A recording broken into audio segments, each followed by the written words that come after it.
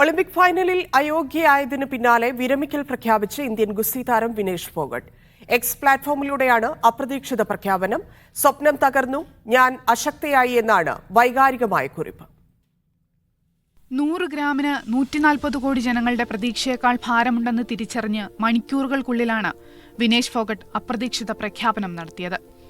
ഗുസ്തി ജയിച്ചു, ഞാൻ തോറ്റു, എന്നോട് ക്ഷമിക്കുക.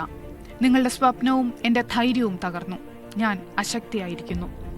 ചുരുങ്ങിയ വാക്കുകളെങ്കിലും അതിന് പിന്നിലുള്ള വേദന എത്രത്തോളമുണ്ടെന്ന് ആർക്കും വിവരിക്കാനാകില്ല.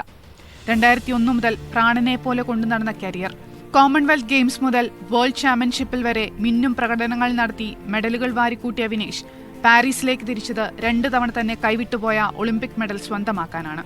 ഫൈനൽ വരെ പോരാടി. പക്ഷേ ഫൈനലിലെ അയോഗ്യത ഗോദയിൽ ഫോഗട്ടിന്റെ കണ്ണീർ വീഴ്ത്തി. ഒളിമ്പിക്സ് മെഡലോടെ വിരമിക്കാമെന്ന് താരം കണക്ക് കൂട്ടിയിട്ടുണ്ടാകാം. പക്ഷെ എല്ലാം തെറ്റി. ഇനിയൊരു ഒളിമ്പിക്സിന് തന്റെ ശരീരം പാകപ്പെടില്ല എന്ന ചിന്തയാകാം ഈ 29-കാരിയെ ഇത്ര കടുത്ത തീരുമാനമെടുക്കാൻ നിർബന്ധിച്ചത്. വിശ്രമത്തിലായിരിക്കെ പുറത്തുവന്ന ചിത്രങ്ങളിലെല്ലാം വേദനകൾക്കിടയിലും അവർ പുഞ്ചിരിക്കുന്നുണ്ടായിരുന്നു.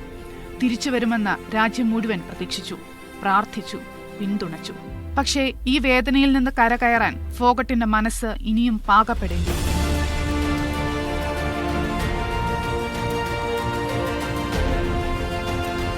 ഫോഗട്ടിന്റെ വിരമിക്കൽ പ്രഖ്യാപനം വന്നതിന് പിന്നാലെ താരത്തെ പിന്തുണച്ചും സാന്ത്വനിപ്പിച്ചും നിരവധി പേർ രംഗത്തെത്തി. ഫോഗട്ട് തോറ്റതല്ല, തോൽപ്പിച്ചതാണെന്ന് സഹതാരം ബജ്രംഗ് പൂനിയ കടുത്ത ഭാഷയിൽ വിമർശനം ഉന്നയിച്ചു. ഫൈനൽ വരെ മിന്നും പ്രകടനം കാഴ്ചവെച്ച താരത്തിന് വെള്ളി മെഡൽ നൽകണമെന്ന് ജോർദാൻ ബുറോസ് അടക്കമുള്ള കായിക താരങ്ങൾ ആവശ്യപ്പെട്ടു. Olympics desk, media 1.